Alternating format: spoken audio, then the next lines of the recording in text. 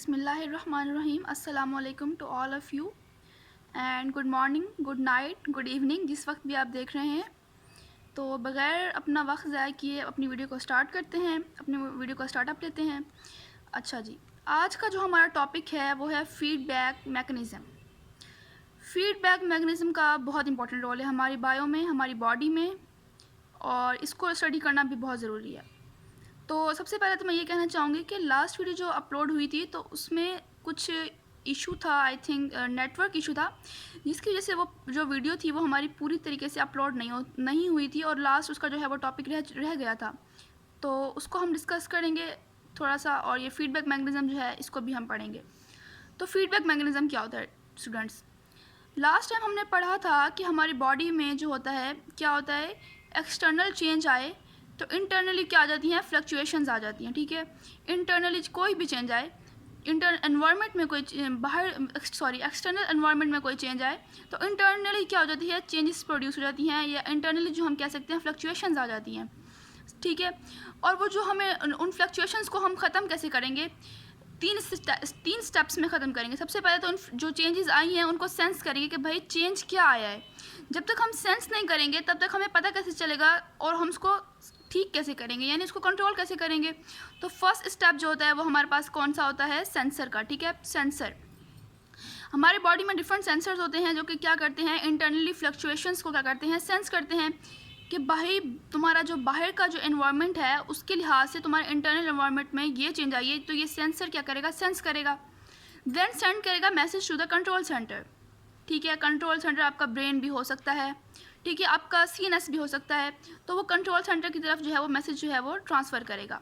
Then control centre message transfer करेगा effector के पास, और इफेक्टर जो है वो फिर उनको फ्लक्चुएशंस जो आई होंगी इंटरनली किसकी वजह से, एक्सटर्नल चेंज की वजह से, उनको क्या करेगा, नलीफाई करेगा, उनको ख़त्म करने की कोशिश करेगा।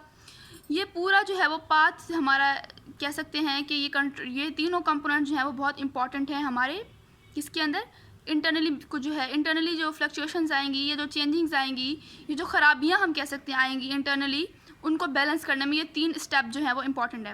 पहले सेंस करेंगे, देन उसको सेंड करेंगे कंट्रोल सेंटर के पास, एंड देन इफेक्टर के पास। लेकिन अब यहाँ से मैसेज सेंड होगा कंट्रोल सेंटर के पास, इसको हम कहेंगे मैसेज ट्रांसफ़र हो रहा है। ठीक है, हम इसको कह सकते हैं कि यहाँ पे हमारा मैसेज ट्रांसफ़र हो रहा है।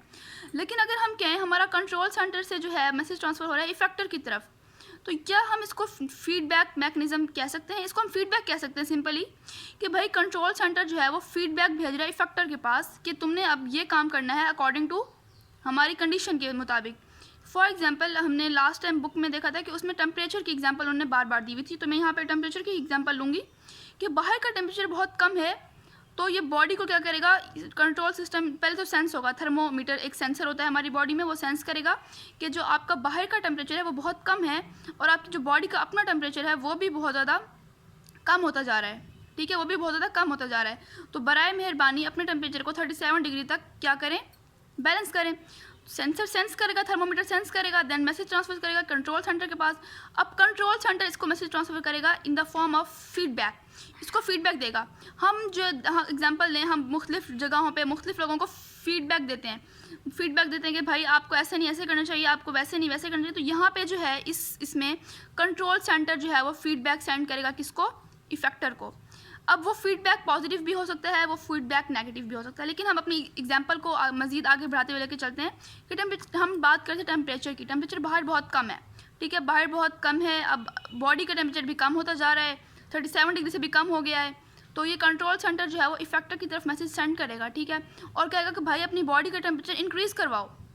क्या करवाओ, अपनी बॉडी का टेम्परेचर इंक्रीज़ करवाओ, ताकि वो 37 डिग्री सेंटीग्रेड तक जो है वो आ जाए। यानी हमारे बॉडी का टेम्परेचर 37 डिग्री अब कि इतना ही होता है, ठीक है, अब ऑल अराउंड इतना ही होता है। बाहर है हमारे पास फॉर एग्जांपल हमारे पास बाहर है 3 डिग्री सेंटीग्रेड, तो हमारी बॉडी का जो टेम्परेचर है वो 3 डिग्री सेंटीग्रेड जो बाहर है, तो बॉडी में भी आहिस्ता आहिस्ता 30 होगा, देन 29 होगा, देन 28 होगा, आहिस्ता आहिस्ता डिक्रीज़ होता जाएगा, यानी 37 से तो बहुत ज़्यादा कम होता जाएगा। तो कंट्रोल सेंटर जो है वो मैसेज सेंड करेगा इफेक्टर को कि भाई अपनी बॉडी का टेम्परेचर इंक्रीज़ करवाओ, 37 तक लेकर जाओ, बैलेंस करो इसको, इसकी जो फ्लक्चुएशंस आ रही हैं इसको ख़त्म करो। तो क्या होगा, इफेक्टर जो है वो उस चीज़ को ख़त्म करने की कोशिश करेगा। वो फिर डिफरेंट प्रोसेस हैं, शिवरिंग के ज़रिए भी कर सकता है, डिफरेंट हार्मोन्स जो हैं वो रिलीज़ करवा के हमारे जो बॉडी को टेम्परेचर मेंटेन कर सकता है। यानी बाहर कम है टेम्परेचर, अंदर ज़्यादा हो रहा है, तो दोनों अपोजिट है ना एक दूसरे से। यानी एक चीज़ बाहर कम है और अंदर उस चीज़ को ज़्यादा करवाया जा रहा है, तो ये डिफरेंट है, अपोजिशन में है। तो इसको हम कहेंगे नेगेटिव फीडबैक। यानी यहाँ से जो अब कंट्रोल सेंटर से जो टेम्परेचर की सेंस में बात करेंगे तो नेगेटिव फीडबैक जाएगा, क्योंकि बाहर कम है टेम्परेचर, अंदर का टेम्परेचर इंक्रीज़ हो रहा है, दोनों अपोजिशन में है। अब जब हम ऑपोजिशन की बात करेंगे तो वहाँ पे हम बात करते हैं किसकी, नेगेटिव फीडबैक की। तो टेम्परेचर के सेंस में जो हमारा फीडबैक जाएगा वो नेगेटिव फीडबैक जाएगा, ठीक है। और नेगेटिव फीडबैक की हम रेगुलेट द ब्लड शुगर जो है वो एक और एग्जाम्पल है। तो नेगेटिव फीडबैक में क्या होता है कि रेगुलेट द ब्लड शुगर भी होता है। कैसे कि अगर हमारी बॉडी में हम बहुत ज़्यादा चॉकलेट्स खा लेते हैं, टॉफ़ीज़, मतलब बहुत मीठा खाते हैं, हम बच्चे तो बहुत ही ज़्यादा खाते हैं ना, तो जब वो मीठा खा लेते हैं तो उनकी बॉडी में जो है वो शुगर लेवल इंक्रीज़ हो जाती है।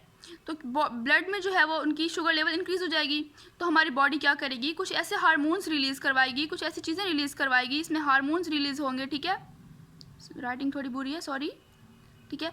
हार्मोन्स जो हैं वो रिलीज़ होंगे और वो ये हार्मोन्स क्या करेंगे, उस शुगर लेवल जो बढ़ी हुई थी चॉकलेट्स की वजह से, उसको क्या कर देंगे, डिक्रीज़ कर देंगे। देखिए एक चीज़ इंक्रीज़ हो रही थी तो इसने क्या किया, फीडबैक, नेगेटिव फीडबैक मैकेनिज्म भेजा कंट्रोल सेंटर ने इफेक्टर को, और इफेक्टर ने क्या कर दिया, जो चीज़ बढ़ी हुई थी उसको क्या कर दिया, डिक्रीज़ कर दिया। देखिए दोनों पोजीशन में है, तो इसको हम क्या कहेंगे, नेगेटिव फीडबैक। और बेसिकली हमारी बॉडी के अंदर नेगेटिव फीडबैक ही ज़्यादा होता है, इसका रोल जो है वो मेन है, ठीक है। पॉजिटिव फीडबैक की बात कर लें, if one thing increase then other automatically increase, ठीक है। उसमें क्या होता है, अगर एक चीज़ बढ़ रही थी तो दूसरी कम हो रही थी, ये दूसरी कम होती तो दूसरी बढ़ रही थी, लेकिन इसमें एक चीज़ इंक्रीज़ हो रही तो दूसरी भी इंक्रीज़ होगी। इसकी एग्जांपल्स हम बताती हूँ मैं आपको। प्रोडक्शन ऑफ मिल्क, ठीक है, प्रोडक्शन ऑफ मिल्क कैसे जो है वो पॉजिटिव फीडबैक है। इसमें क्या होता है, जब बेबी जो है वो मिल्क जो उसको जब ज़रूरत होती है तो वो सीकिंग करता है, ठीक है, मेमरी ग्लैंड से, ठीक है, मिल्क उसको चाहिए होता है। तो उसमें एक ऐसा हार्मोन जो है वो एस्ट्रोजन हार्मोन प्रोड्यूस होता है जो कि मिल्क को ज़्यादा बढ़ा देता है। जितनी ज़्यादा वो उसको सिकिंग होगी उतनी ज़्यादा जो है वो मिल्क की प्रोडक्शन इंक्रीज़ होगी।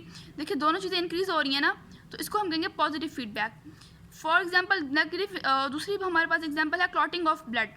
जहाँ पे हमें चोट लगती है तो ब्लड हमारा बहुत जो है ना वो बहता है, ठीक है। मिस फॉर एग्जांपल यहाँ चोट लगी है, अब प्लेटलेट्स यहाँ पर आएंगी और उसके ऊपर एक लेयर बना देंगी जो कि क्लॉटिंग कर देगी ब्लड को, यानी ब्लड को बाहर निकलने से रोक देगी, ठीक है। अब ब्लड जो है वो कम बाहर हमारा वेस्ट होगा, यहाँ से क्या आए, प्लेटलेट्स आई, ठीक है। अगर ब्लड ज़्यादा बह रहा है, ठीक है, ब्लड ज़्यादा बह रहा है तो प्लेटलेट्स क्या होंगी, ज़्यादा आएंगी, ज़्यादा प्लेटलेट्स ज़्यादा क्लॉटिंग, ठीक है। दोनों चीज़ें क्या हो रही हैं, इंक्रीज़ हो रही हैं। तो ये हमारे पॉजिटिव फीडबैक में जो है वो हम कर लेंगे इसको कंक्लूड। और रैपनिंग ऑफ फ्रूट में भी जो है वो हमारे पास पॉजिटिव फीडबैक की बात होती है। मेंस्ट्रुएशन साइकिल में भी हमारी ये होती है। प्रोडक्शन ऑफ ऑक्सीडाइजिंग एक हार्मोन है, उसकी प्रोडक्शन में भी हम बात करते हैं।